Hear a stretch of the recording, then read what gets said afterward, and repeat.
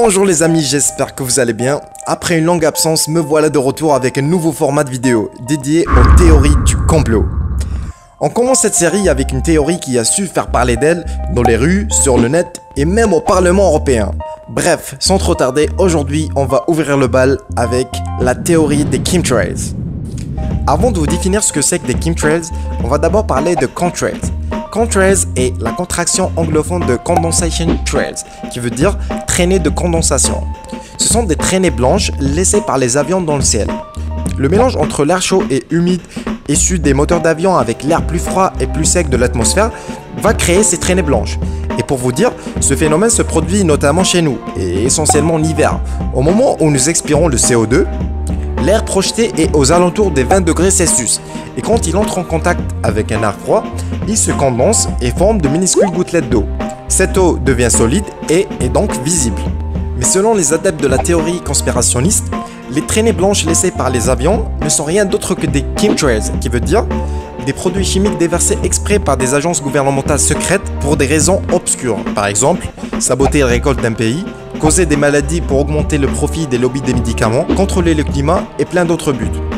Aujourd'hui, plusieurs pays développés comme la Russie et la Chine projettent des substances dans les nuages afin de créer de la pluie ou de la neige artificielle pour lutter contre la sécheresse, comme le témoignent ces extraits. Et toujours à l'étranger, cette vision étonnante de Pékin sous la neige. Les flocons ne sont pas tombés naturellement du ciel, mais ont été obtenus artificiellement. C'est une opération menée dans le cadre de la lutte contre la sécheresse qui persiste. C'est ce que nous explique Françoise Desmarais.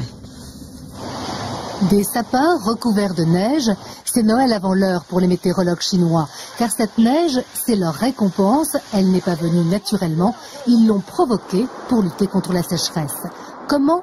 En intervenant directement sur les nuages dits non précipitants, ceux qui sont constitués d'une multitude de gouttelettes d'eau microscopiques ou de cristaux de glace, pas suffisamment gros pour tomber. Pour forcer la nature, il s'agit d'introduire des agents glacogènes dans les nuages, soit à partir du sol grâce à des générateurs, soit par avion. Une technique qui garantirait plus de précision dans l'introduction des produits. Les techniques sont connues et pratiquées de par le monde pour provoquer la pluie, empêcher la grêle, dissiper certains brouillards ou la pollution. La concentration de l'humidité dans le nuage, de telle manière à déclencher la pluie dans une zone précise. Décollage direction les nuages.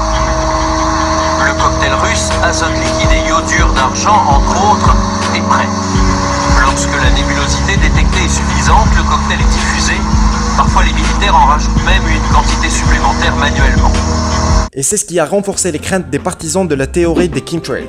Actuellement, on ne connaît pas réellement les conséquences de ce genre de manip sur le climat, mais officiellement, ce n'est pas pour des buts complotistes.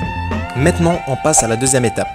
Il y a plusieurs vidéos sur le net dans lesquelles on voit une fumée blanche sortant des ailes de l'avion, comme par exemple ici ou là.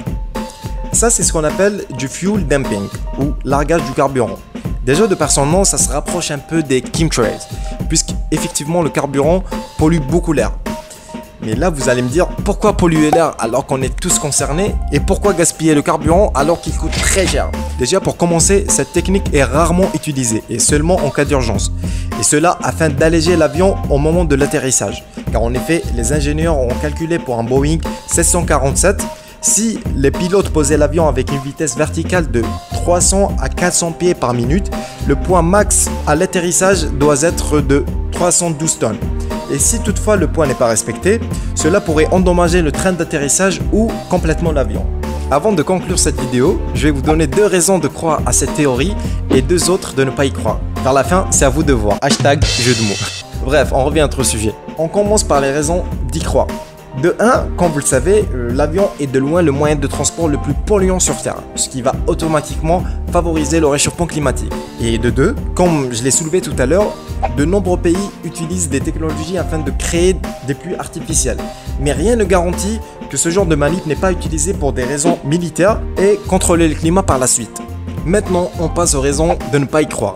En premier lieu, si c'était vrai, le projet impliquerait beaucoup d'employés, pilotes, scientifiques, météorologistes et j'en passe. Donc c'est difficile de le garder secret. Et de 2, ça leur coûterait très cher. S'il voulait empoisonner la population mondiale, il pourrait par exemple contaminer l'eau. Ça ira plus vite et c'est à moindre coût. Et j'incite personne à le faire. Hein. Enfin les amis, j'espère que ce format de vidéo vous aura plu. N'hésitez pas à me dire si vous approuvez ou pas cette théorie, avec des arguments bien évidemment. Sur ce, je vous dis à très bientôt. Salam.